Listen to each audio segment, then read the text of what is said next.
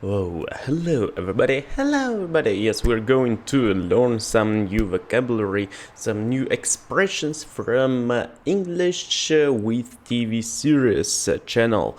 All rights reserved by this channel, and thanks so much for sharing it. And I'm a Russian man who wants to learn English in fluent way, yes, and I'm gonna do this, and we can do this together, because it is really easy to do something when you do this with somebody else. Let's do this with one new video by this channel, Learn English with Adam Levine, The Ellen Show. Yes, let's watch it. And by the way, channel called Learn English with TV series. You can join for this channel and you will be great in English. I guarantee you. So now let's watch the first clip of the interview before you learn all of the most important expressions, pronunciation, and more. Remember that at the end of the lesson, we will quiz you on everything that you have learned. Congratulations, you got a star on the Walk of Fame. What? I mean, that's such a big thing that I didn't even dream of that one. But, you know, that was like the kind of thing I was like, oh, I want that someday. Yeah. It's so far from the realm of what is possible in my mind. Where are you? Where's your star? It's on, it's like in front of the Musicians Institute, which is pretty cool. Mm-hmm. Next to like Janis Joplin, like, you know, a bunch of amazing people. Super crazy, can't believe it's actually there. Badass. Congratulations. Badass. That's really, really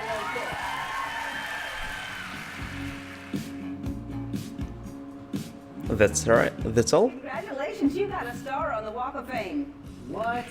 I think that Walk of Fame, it is something like this road of stars in Hollywood. The Walk of Fame is a sidewalk in Hollywood with stars on the ground.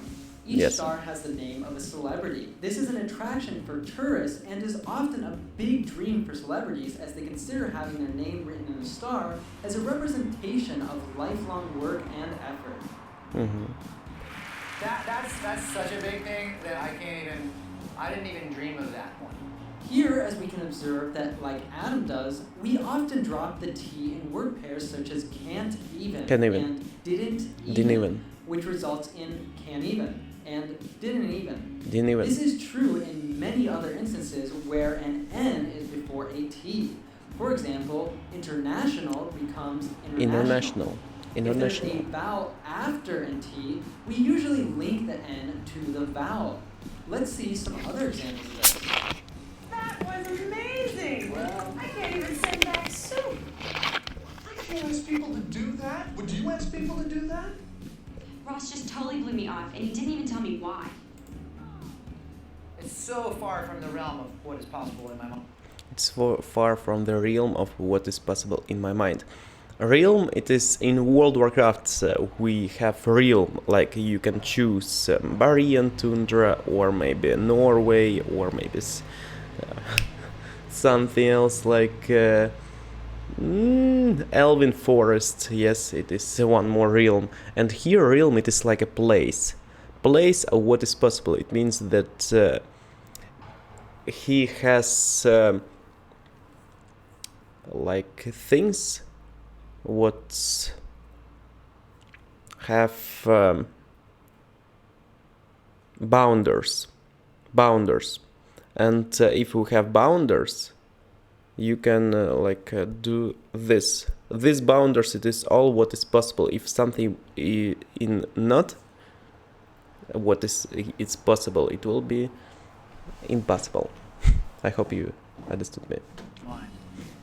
Literally, a realm is a kingdom, as we can see it used here in Game of Thrones. The king called on me to serve him and the realm, and that's what I'll do until he tells me otherwise. However, we more commonly use it to describe an area of activity, interest, or knowledge. Example, Arnold Schwarzenegger is most known for his movies, but he's also been very active in the political realm. I know, in Russia we have the same, and sphere will be for like a realm. Sphere of craft, for example. The realm of politics. Adam says it's so far from the realm of what is possible. This is very similar to the expression beyond the realm of possibility.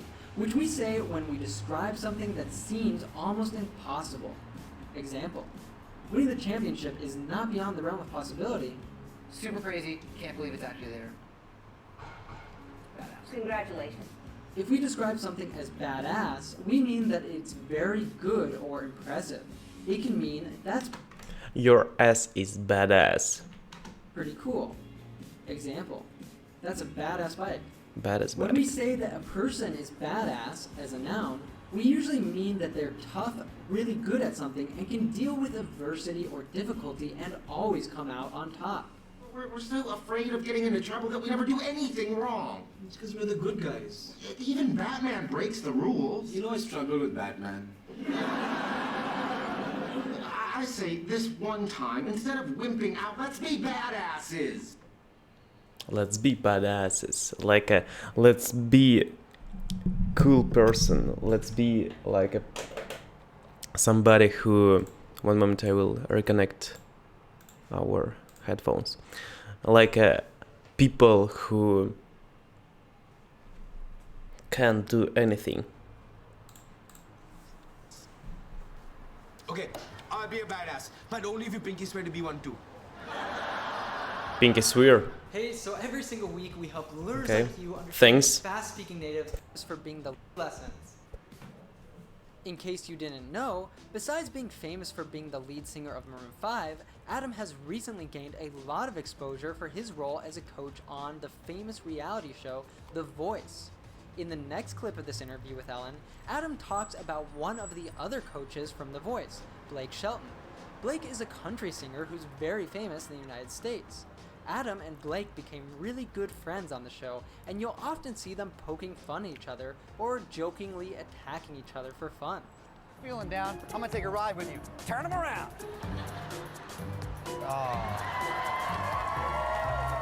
I feel good about Adam and I's relationship this season. Oh, Would you like us to do a video with Welcome to the Voice gay or bar. another similar reality show? Or perhaps with a song by Maroon 5? Let us know in the comments.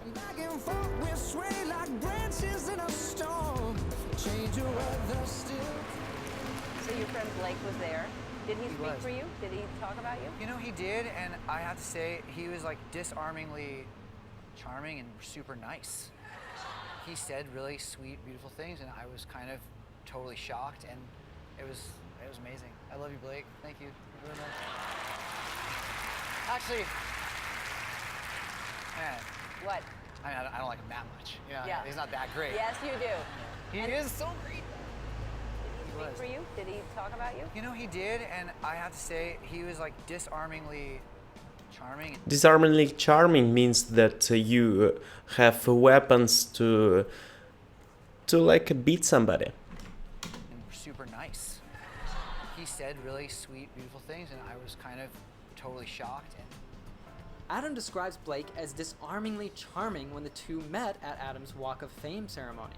To disarm literally means to remove arms or weapons from a person or country.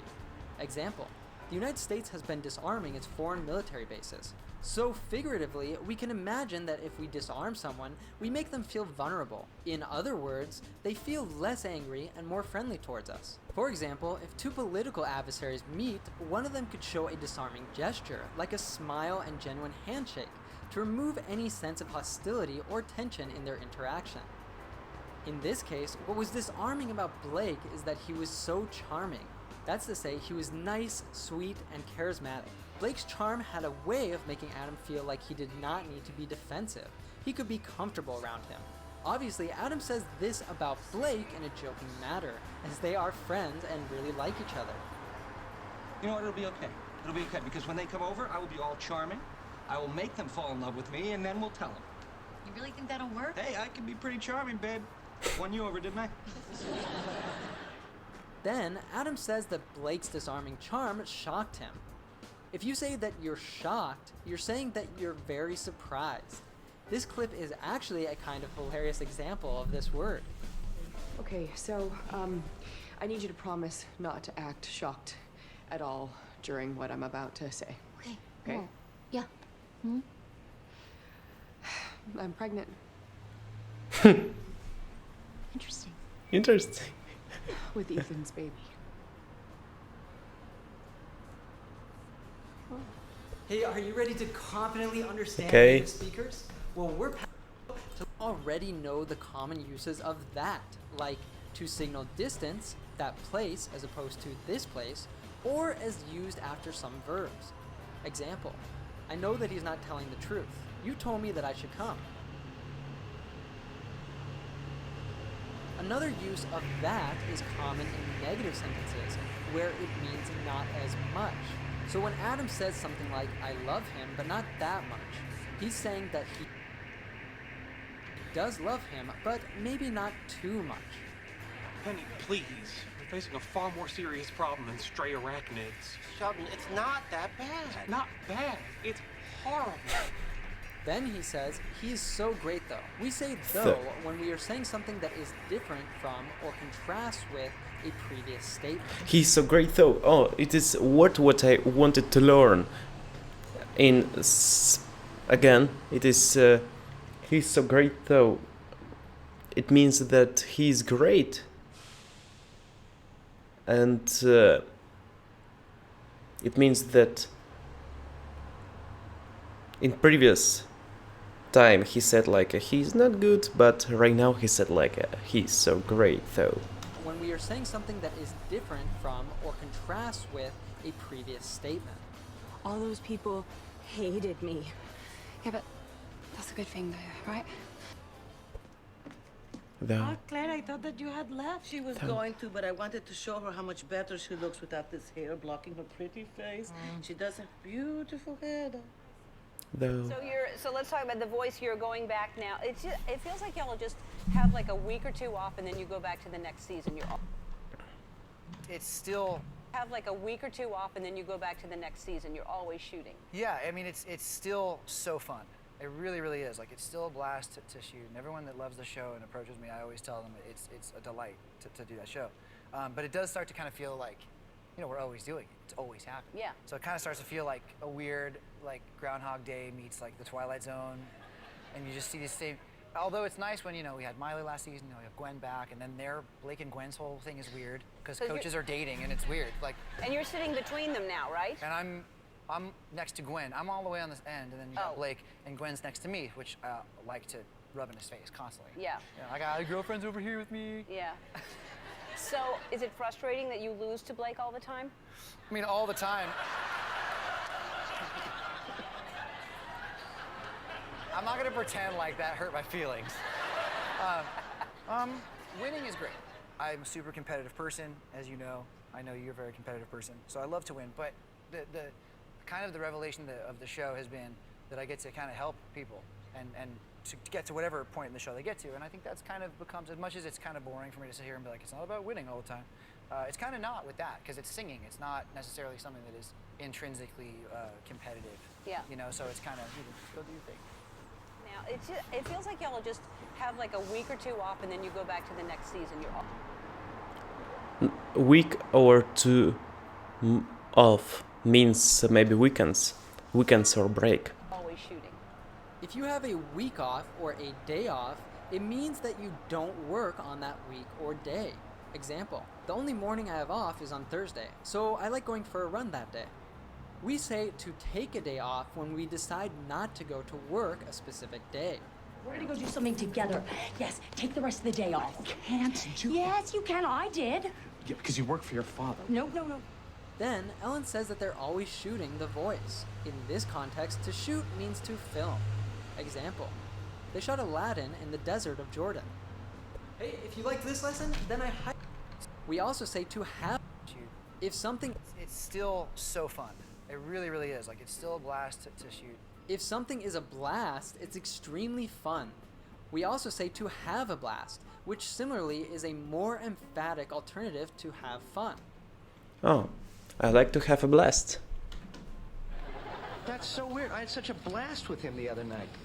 Really? Yeah, we played, we watched TV. That juggling thing is amazing. Everyone that loves the show and approaches me, I always... It's a delight. Delighted, it's amazing. To approach someone means to come closer to them, especially to ask them a question or to tell them something. Someone means to come closer to them. If you say that doing something is a delight, you're saying that you enjoy or find pleasure in doing such a thing.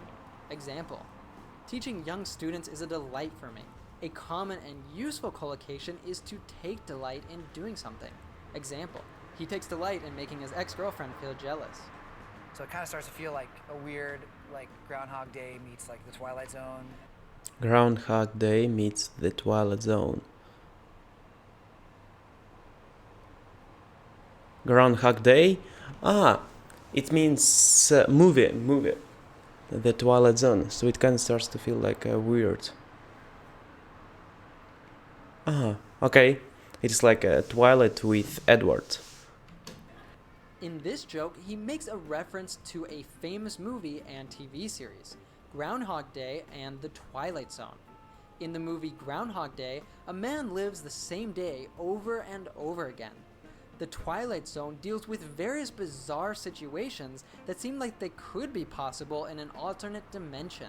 He's probably joking that it feels like he is in some bizarre reality where he seems to relive the same situations over and over again. I'm next to Gwen. I'm all the way on this end, and then you got Blake, and Gwen's next to me, which I like to rub in his face constantly. Yeah. I got girlfriends over here with me. Yeah. To rub something in Okay, someone's girlfriend face means to make someone feel okay, worse. how it's... Yeah. I got your girlfriend is over here with me. To rub something in someone's face means to make someone feel worse about an already bad, unpleasant, or undesirable situation or outcome. For example, if your friend got a bad grade at school and you got a really good one, and you tell him repeatedly that you got an A or 100%, he could tell you to stop rubbing it in his face.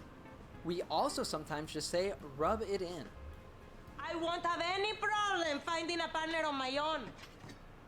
Wow, way to rub it in, Mom. The kind of the revelation of the show has been that I get to kind of help people. Kind of the revelation of the show has been a surprising fact about someone or something that was previously secret and is now made known. A while back, YouTube changed its user interface from a star-based rating system to a thumbs-up rating system. I tell people I'm okay with it, but I'm really not.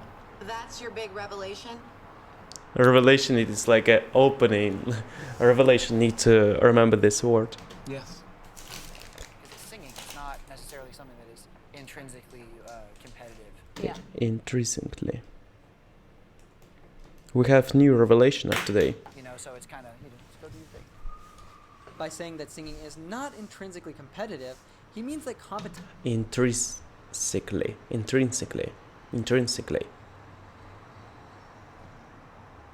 competition is not in the nature or essence of singing. We use the word intrinsic to describe an aspect of the nature or character of something. Example: trust is an intrinsic part of good communication. If you do your own thing, you live, act, or behave in the way you want to, without paying attention to what other people say or think. In this context, Adam means that people should worry about their own performance instead of looking at singing as a competition. I think I kind of need to just do my own thing, man. Do my own thing, man. Okay, let's... Congratulations, you got a star on the Walk of Fame. What? I mean, that's such a big thing that I didn't even dream of that one. But you know what I'm saying? Like, that was like the kind of thing I was like, oh, I want that someday. Yeah. It's so far from the realm of what is possible in my mind. Realm of what is possible. What does he mean? It's so far from the realm of what is possible. It seemed impossible. Seemed is impossible. Yes, correct. Where are you? Where's your star?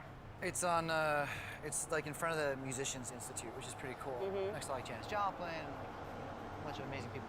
Super crazy. Can't believe it's actually there. Badass. Congratulations. Badass. That's really, really cool. So your friend Blake was there. Did he speak for you? Did he talk about you? You know, he did, and I have to say, he was like disarmingly Charming. Super nice. Charming. Funny and charismatic. Or nice and sweet. Why? Charming means like you are so pretty. And you can contain also funny and charismatic in it. He said really sweet, beautiful things, and I was kind of totally shocked, and it was amazing. I love you, Blake. Thank you. Thank you very much. Actually, What? I don't like him that much. Yeah. He's not that great. Yes, you do.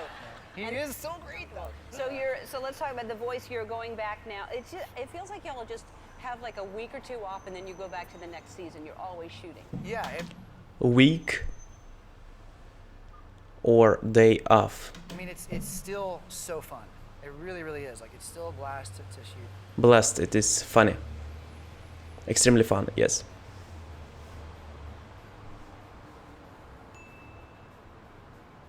And everyone that loves the show and approaches me, I always tell them it's a delight to do that show. Delight. But it does start to kind of feel like, we're always doing it. It's always happening. Yeah. So it kind of starts to feel like a weird, like, Groundhog Day meets, like, The Twilight Zone.